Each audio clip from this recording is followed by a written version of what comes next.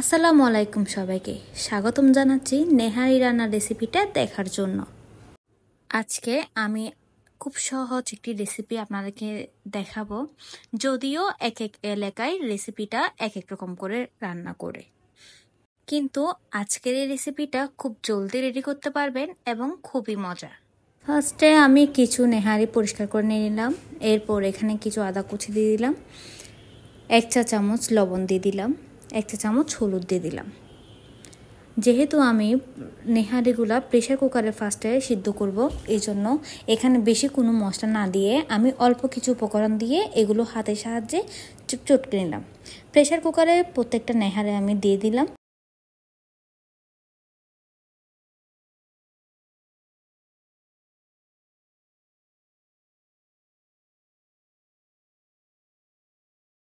এতে আমি পরিমাণ মতো পানি অ্যাড করে নিলাম। আপনারা আপনাদের প্রয়োজন মতো অ্যাড করে নেবেন, যতটুকু নেহারি হয় তার একটু বেশি করে নিয়ে নেবেন।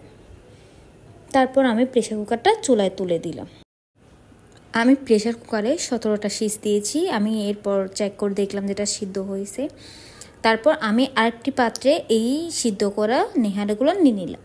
সেদ্ধ করার সময় আমি যে পানিগুলো ওইখানে দিয়েছিলাম ওইগুলো হচ্ছে নেহারির মধ্যে আমি দিয়ে দিয়েছি। এরপর কি করতে হবে, আমাদেরকে কিছু টমেটো নিতে হবে। টমেটোগুলো আমি কুচি করে দিয়ে দিয়েছি। তারপর আমি এখানে কাঁচামরিচ বাটা দিয়ে দিলাম। যারা ঝাল কম বেশি আপনাদের পরিমাণ মতো আপনারা দিয়ে নেবেন। এরপর আমি এখানে রসুন বাটা, পেঁয়াজ বাটা দিয়ে দিলাম। তারপর কয়েকটা পোলাও পাতা আমি এখানে কেটে দিয়েছি। তারপর আমি এখানে একটু লাল মরিচ অ্যাড করেছি, কিছু গরম মশলা অ্যাড করেছি, আর কিছু হলুদ অ্যাড করেছি। অ্যাড করার পর আমি এখানে একটু লবণ দিয়ে তারপর একটি গুঁড়ো দুধ নিয়ে আমি এটাকে পানি অ্যাড করে এই তেহারের মধ্যে দিয়ে দিলাম। এরপর আমি তেহারের মধ্যে একটু পানি অবশিষ্ট রেখেছিলাম, এগুলো এখানে আবারও দিয়ে দিলাম। দিয়ে দেওয়ার পর একটু নেড়ে ছেড়ে নিলাম হালকা করে।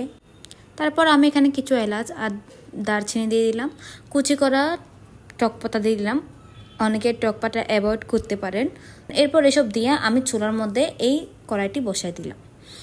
আমি আরেকটি পাত্রে হালকা একটু তেল গরম করে নিলাম, এখানে কয়েকটা রসুন দিলাম, তারপর কিছু পেঁয়াজ দিয়ে দিলাম। তারপর আমি কিছু তেজপাতা দিলাম, এখানে আবার এলাচ দিলাম, দারচিনি দিলাম। এগুলো দিয়ে আমি একটু নেড়ে নিলাম। তারপর এখানে কিছু আদা কুচি, টমেটো দিয়ে দিলাম। এসব দিয়ে আমি ভালো করে নেড়ে ছেড়ে ভেজে রাখা বেরেস্তাগুলো দিয়ে দিলাম। তারপর আবারও একটু কাঠের সাহায্যে নিয়ে নিলাম, কিছু কাঁচামরিচ দিয়ে দিলাম।